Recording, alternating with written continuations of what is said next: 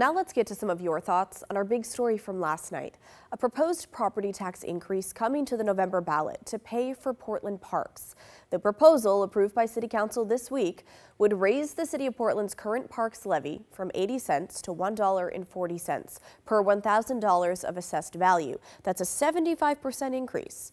For the median single-family residential property owner in Portland, assessed around $220,000, that would mean about $26 per month. That's an $11 increase per month, or about $130 more per year than they're currently paying.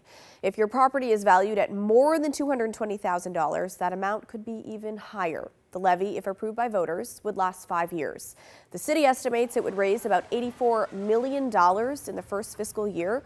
Most of that would go towards parks and recreation operations. It would pay for currently planned projects and options for low-income Portlanders to partake in park programs.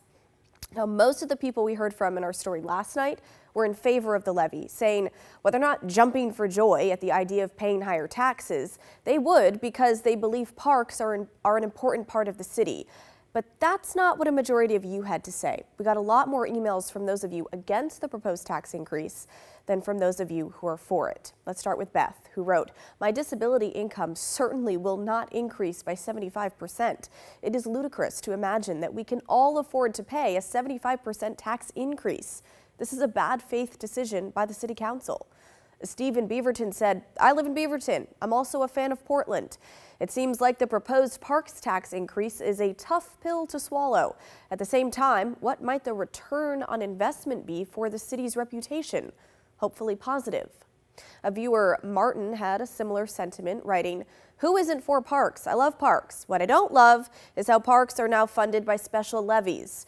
The parks tax is a de facto general fund tax increase. Sneaky." Nancy, on the other hand, is for the levy, saying, "I will be voting for the November parks levy. Portland parks are the jewel of our city.